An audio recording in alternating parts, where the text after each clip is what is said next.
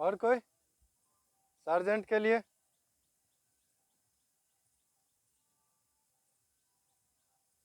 और कोई? शुभम? हाँ, हो सकता है। Capabilities are beyond limitation. बैठ जाइए।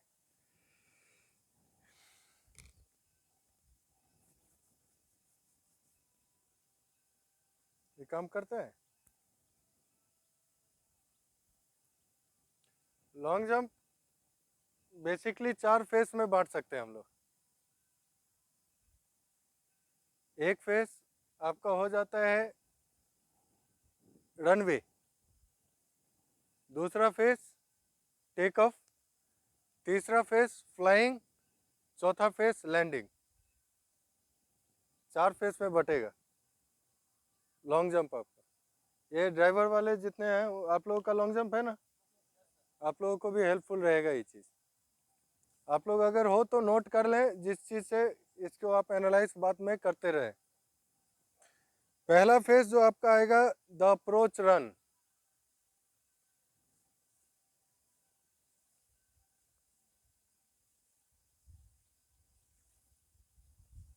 फेज 1 जो कि है अप्रोच रन।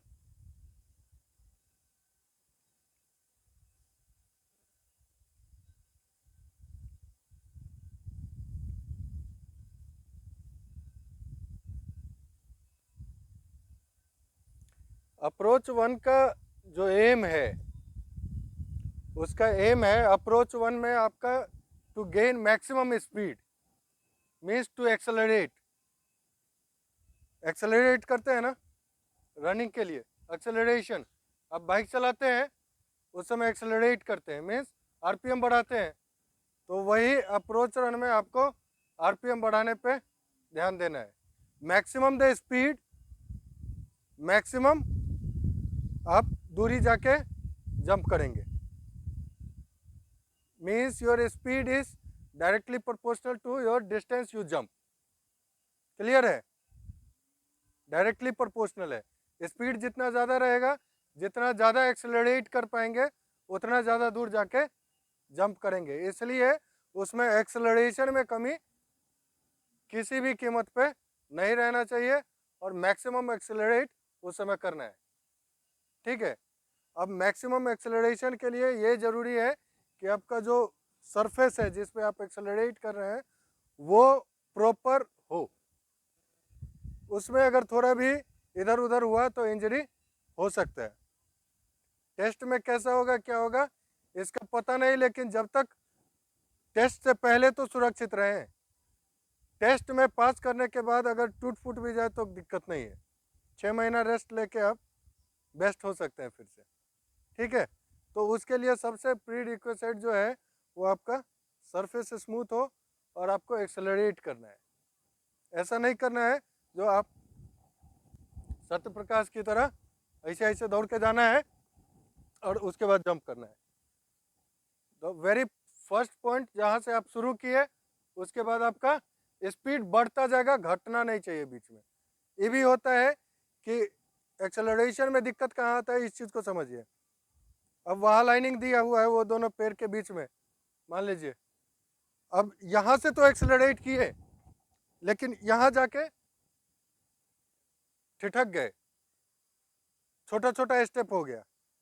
अब उस स्थिति में क्या होगा, आपका एक्सेलरेशन जो था वो डी एक्सेलरेट हो गया, तो फिर आपका एक्सेलरेशन का जो बेनिफिट मिलना था वो नहीं मिला। ठीक है? ये एक पॉइंट को ध्यान में रखना है विशेष तौर पे। और ये ठिठकने का दिक्कत कैसे आता है उस चीज़ को हम लोग बाद में डिस्कस करते हैं, आगे है उसका डिस्कशन। ठीक है? दूसरा जो एम है अप्रोच रन अप का, अप्रोच रन जो लेते हैं उसका दूसरा एम है accelerate hard, relax and open up the STRIDE. Accelerate hard, पहले एक्सेलरेशन किए, लास्ट में फुल एक्सेलरेट किए, open up the step, STRIDE जो है ये इसको लंबा लंबा रखना है, पूरा लंबा लंबा, ओपन अप द स्ट्राइड्स। और इसमें क्या है, जंपिंग लेते हुए निकालना है। नहीं समझे? स्ट्राइड तो ले रहे हैं, आपका जो दिक्कत आता था पहले, अभी नहीं है। आप ऐसे ही पहले चलते थे, ये चीज नहीं। अभी open up the strides means,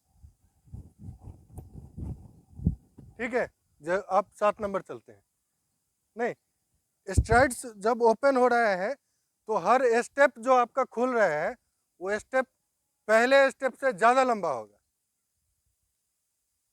आप जब शुरू किए थे लॉन्ग जंप के लिए तो हर स्टेप जो आपका खुल रहा था वो पहले स्टेप से ज़्यादा लंबा होगा, और आप पहले से आपका जो एलिवेशन है, जैसे ज़मीन को छोड़ने का जो टेंडेंसी है वो पहले से ज़्यादा बढ़ता जाएगा, क्योंकि अगर कदम ज़्यादा लंबा रहेगा तो आप ज़मीन ज़्यादा छोड़ेंगे। समझ में आ रहा है कि ऊपर से जा रहा है? क्लियर है? हाँ, एक एक पॉइंट को ध्यान से समझिएगा, इनकेस अगर दिक्कत होगा तो बताना है, ठीक है? तो दूसरा फोकस हमारा क्या हुआ? Accelerate hard, keep every stride more wide, सबसे ज़्यादा चौला हर कदम को करना है, ठीक है? और रिलैक्स, इसमें रिलैक्स भी रहना जरूरी है, बॉडी रिलैक्स होना चाहिए। अब बॉडी,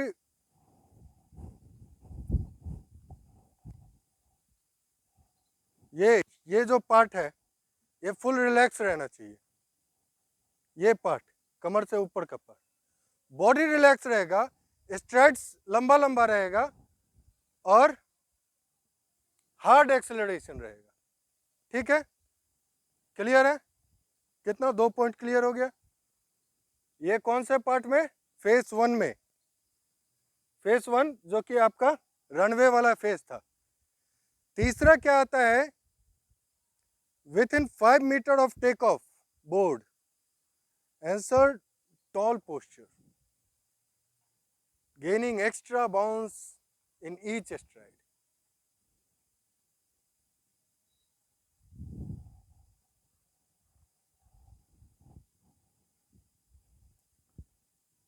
वो आपका लाइन है, ये दोनों पैर को हम लाइन समझते हैं, ठीक है?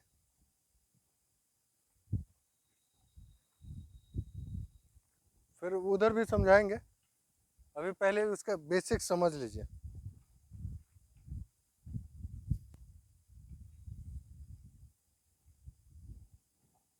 इससे 5 मीटर पहले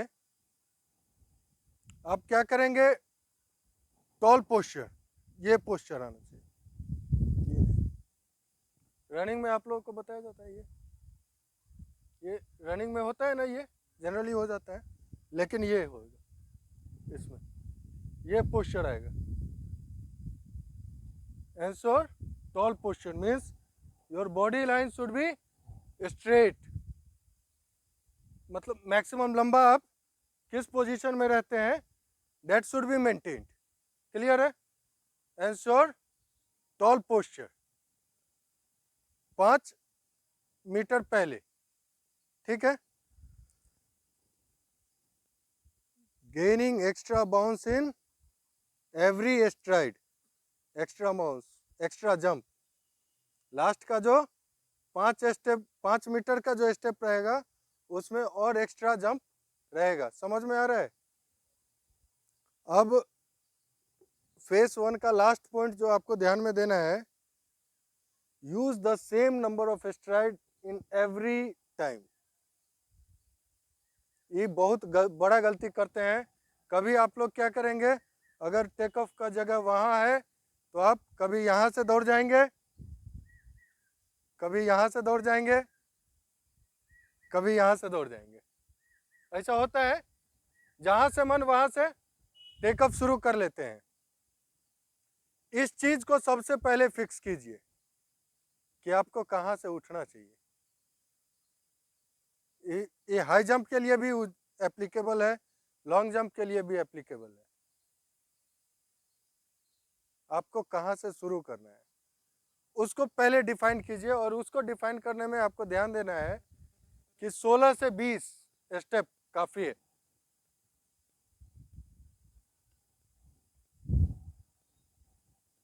ऐसे करके आप 16 से 20 स्टेप काउंट कर सकते हैं। That is more than enough. 16 से 20 स्टेप में अगर आप करते हैं तो ज़्यादा ठीक है। समझ में आ रहा है? कौन सा फेस है ये? फर्स्ट फेज में क्या क्या चीज बताए?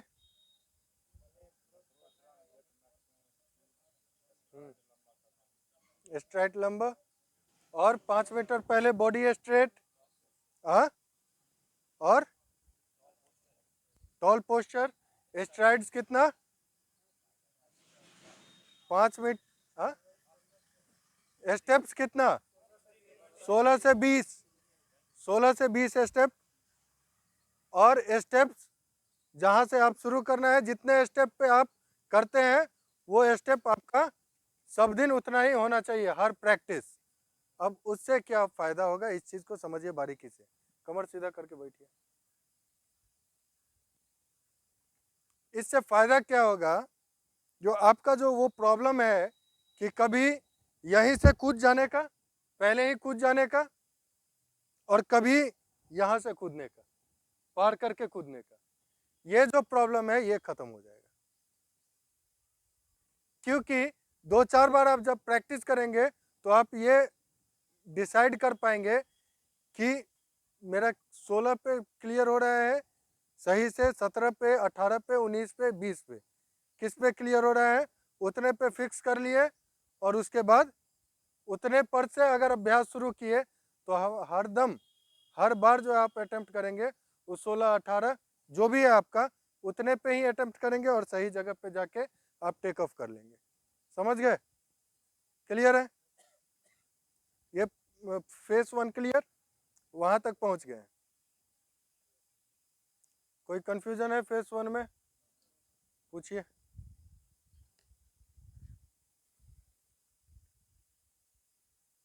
कि कॉम्प्लिकेटेड ज़्यादा हो गया? कॉम्प्लिकेटेड हो गया? हाँ, ऑल क्लियर? बुआ, ऑल क्लियर है?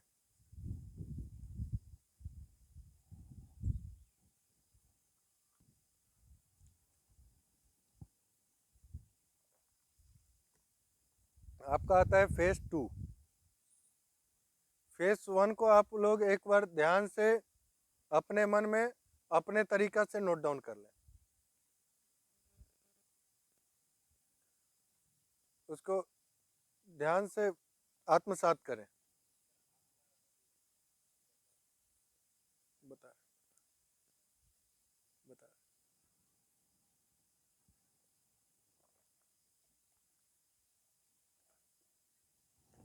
रनिंग के टाइम में आपका हाथ का जो फ्लो है वो full up, full backward and full forward आएगा, नीचे नहीं रहेगा। गलती से ऐसे नहीं दौड़िएगा, मुट्ठी बांध के एकदम ऐसे नहीं दौड़ना है। ठीक है? प्रॉपर उसको फ्लो होने दीजिए। ठीक ना? कौन पूछे? कुछ पूछे थे क्या?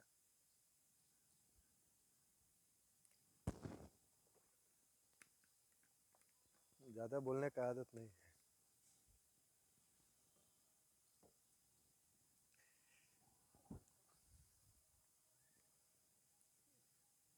इसमें टीचर कितने लोग हैं जी? पढ़ाते हैं कितने लोग? पढ़ाने में बड़ी मेहनत लगता है ना। अच्छा, फेज 2 में आप आते हैं, ये टेक ऑफ फेस है। कौन सा फेस? Take off face. इसका एम क्या है वो सुनिए और समझिए ध्यान से। Plant the take off foot flat on the ground. मतलब समझिए, जो टेक ऑफ फुट सब लोगों का, मैक्सिमम लोगों का ये रहता है, राइट लेग, हाँ, जिस पे आप अंतिम जंप कर जाते हैं, ऐसा है? अच्छा, जिनका लेफ्ट है उनका टेक ऑफ फुट जो है ये ग्राउंड पे फ्लैट रहेगा।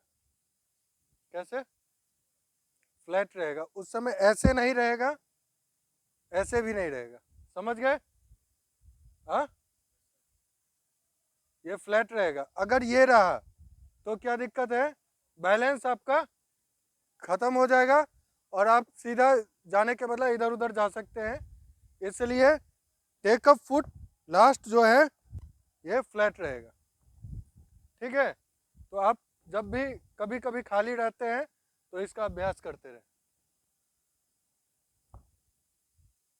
Clear? Take up foot flat रहेगा। Place the foot in front of the body to generate the most lift.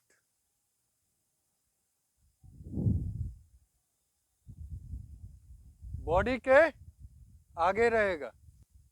Take a foot body के आगे रहेगा टू जनरेट मैक्सिमम लिफ्ट। ये यहाँ रहेगा। यहाँ अगर डालते हैं तो गलत है, ऐसे अगर जंप कर जाते हैं तो गलत है। ये रहेगा। ठीक है, बॉडी है स्ट्रेट और ये टेक अ फुट आगे, तभी ये जंप आएगा। समझ गए? क्लियर है? एक बार और समझा दें ये पॉइंट। हाँ, टेक ऑफ फुट जो है ये फ्लैट रहेगा और बॉडी के लाइन से आगे रहेगा। बॉडी का लाइन ये जा रहा है, ये, और टेक ऑफ फुट ये आ रहा है। ठीक, अब आप लोग एक चीज और सोच रहे होंगे, जो सर लेक्चर देने से क्या हो जाएगा, ऐसा मन में आएगा। लेक्चर देने से नहीं होगा, इसका हम लोग प्रॉपर वर्कआउट कराएंगे और 2 घंटा काफ़ी है। इस चीज़ को अगर एक बार आप समझ जाएंगे, उस समय क्या होगा, वर्कआउट कराते समय एक एक को समझाना बड़ी मुश्किल हो जाएगा। इसलिए हम आप लोगों को बिठा के एक बार हर एक पॉइंट को क्लियर कर रहे हैं।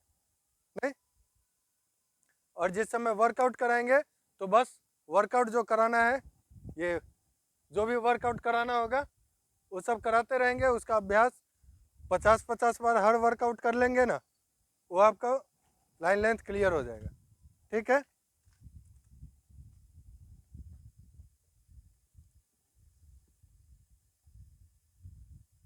आगे क्या करना है, कीप लुकिंग अहेड। मैं बोलता था इससे पहले भी कि आप लोग जैसे हाई जंप करते हैं तो उस समय पाइप को ना देखें, वो आपके स्पीड को कम करेगा, आपके एनर्जी को, आपके एक्सेलरेशन को, आपका जो मोमेंटम है उसको कम कर देगा।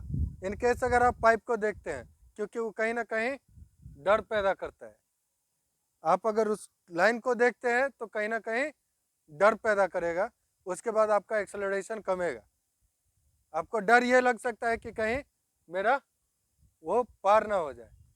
इसीलिए ज़रूरी है कि आपका जो स्टेप्स है वो प्री फिक्स्ड और ऑलवेज फिक्स्ड होना चाहिए। ऐसा नहीं है कि टेस्ट देने के समय हम लोग फिक्स करें उसको।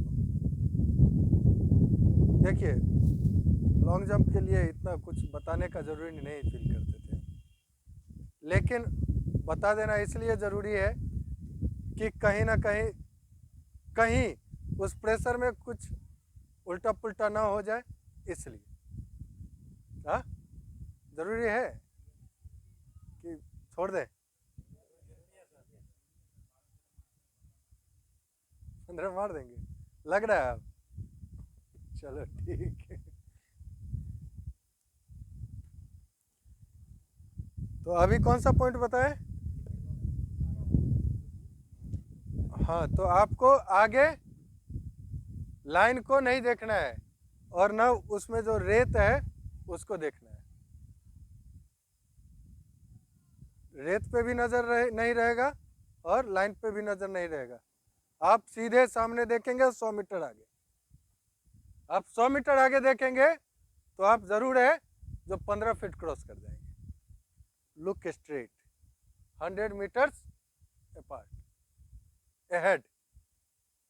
ठीक है, कितना आगे देखना है, तो नजर कैसा रहेगा, ऐसा रहेगा है, तो नजर कैसा रहेगा, तो है एकदम नजर जो है पैरेलल रहेगा ग्राउंड के सीधे सामने, ठीक है, नजर सीधे सामने, क्लियर है। Jump for distance not for height, high jump करते करते ये नहीं भूल जाइएगा कि you have to do long jump, एक बहुत बड़ा कंसेप्ट है, ये गलती हो सकता है जोश जोश में आके अच्छो अच्छो से, और होता क्या है ना, जो एक बार कोई चीज अगर पकड़ लेता है ना दिमाग, आपको 3 चांस ही है, 4 चांस मेहरबानी करके दे देगा, 5 चांस दे देगा, लेकिन होता है क्या, कोई चीज को अगर सेट कर लेता है वो दिमाग, तो फिर उसको दिक्कत होता है रीसेट करके नया सॉफ्टवेयर डालने में, और पता नहीं उस समय नया सॉफ्टवेयर, बैठ जाइए सर थोड़ा आराम से, डिस्टर्ब होते हैं, हरकत नहीं कीजिए, क्या बोल रहे थे, सॉफ्टवेयर रीसेट होने में हो सकता है 4 राउंड या 4 चांस जो मेरे हमको मिल रहा है वो खत्म हो जाए, हो सकता है ऐसा, ये चीज अच्छे अच्छों के साथ भी हो सकता है, इसीलिए कहते हैं मत उस मछली की तरह है जॉब, जो जब तक नहीं हुआ है, जब तक पका नहीं है, जब तक खाए नहीं है, तब तक उसका कोई भरोसा नहीं है, हाथ से कब स्लिप कर सकते हैं, you should remain alert in every aspect, clear है, जब तक सब चीज़ क्लियर नहीं हो जाता है, जब तक सरकारी मोहर नहीं लग जाता है, तब तक आप कितना भी बेहतर है, remain alert, not to relax, it's not time to relax, time will come to relax, we will enjoy grand party, है नहीं, ग्रैंड पार्टी करेंगे, not now, time will come, wait for time, okay. So कौन सा point था, दिमाग कमजोर है मेरा, धूप में आपके साथ रहते रहते ना, बाहर दिन ग्राउंड में रहते हैं, यहाँ पे धूप नहीं लगना चाहिए, फौज में जानते होंगे कि बताते हैं जो टोपी कैप वगैरह जो पहनना है वो इसलिए है, या सिख लोग जो पग लगाते हैं, महात्मा लोग जो जूड़ा रखते हैं, बड़ा बड़ा बाल रखते हैं, वो सब इसलिए है। अब आप कहेंगे जो सर आप तो हम लोग का बाल कटवा देते हैं तो वो इसलिए है कि यहाँ से ना, अगर यहाँ डायरेक्ट धूप पड़ता है तो एक तो ब्रेन सेल्स का एक्टिविटी थोड़ा कमता है, थक जाता है जल्दी, आँख कमज़ोर हो जाता है, ग्रहण शक्ति, ग्रहण मतलब सूंघने का ना, और श्रवण शक्ति, ये सब कमता है, इवन टेस्ट लेने का क्षमता कमता है यहाँ डायरेक्ट धूप पड़ने से, ठीक है, इसलिए किसान लोग भी जो है ये मुरट्ठा जो बांधते हैं, ये सब परंपरा, इसका मकसद यही था कि इसको डायरेक्ट धूप ना लगे। आप लोगों को बैरेट मिलता है ना, बैरेट हरा वाला, या कौन सा कलर है, ब्लैक ब्लू है, बैरेट का मकसद यही है। कहाँ थे हम लोग, jump for distance not for height, तो आपका जंप जो होना चाहिए ऊपर के लिए नहीं होना चाहिए, आपका जंप 100 मीटर जो आप दूर देख रहे थे उसके लिए होना चाहिए, क्लियर है, हाँ, तो आपका 2 phase complete, any confusion, okay, now let us come to third phase, कौन सा है, फ्लाइंग, इसको क्या कहेंगे, फ्लाइंग फेज, क्या नाम दीजिएगा इसको, हम तो नाम नहीं दिए फेज 3 को फ्लाइंग फेज कह देते हैं, हाँ, फ्लाइंग फेज में सबसे पहला point, maximize time in the air, खड़े हो जाओ।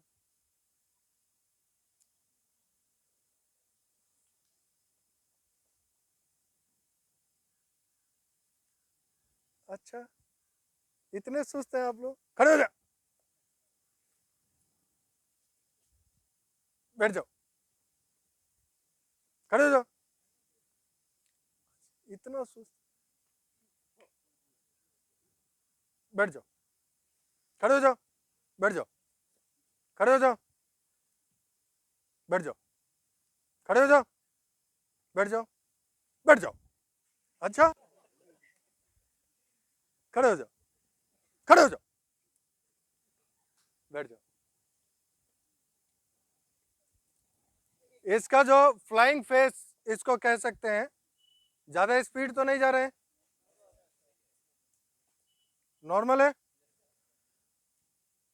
फ्लाइंग फेस में का पहला एम है maximize your time in air, means maximum your time in air, maximum distance you will cover.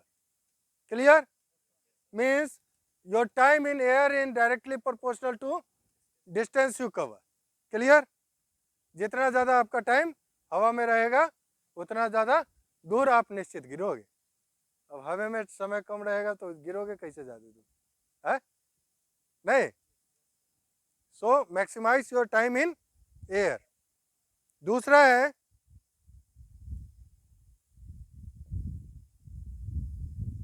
Move your hands upward, keep your legs hanging. हाथ को ऊपर, उसके बाद बोर्ड के बाद लाइन के बाद हाथ को ऊपर, move your hands in air and legs hanging, पैर लटकता हुआ। ठीक, पैर लटकता हुआ, और साइकिलिंग नहीं, और ये पैर जो है ये चिपका हुआ। क्लियर है? उधर सर समझे? ठीक है, मतलब हाथ ये जो है हेड से ऊपर रहना चाहिए। क्लियर है ना? Bring knees to your chest, ये आपका थर्ड पॉइंट हो जाएगा। Bring knees to your chest, अपने घुटनों को चेस्ट के पास ले आना है। टेक ऑफ कर लिए, घुटना चेस्ट के पास आ गया, हाथ ऊपर, कहाँ? घुटना दोनों चेस्ट के पास और हाथ सर से ऊपर। क्लियर? दूसरा पॉइंट था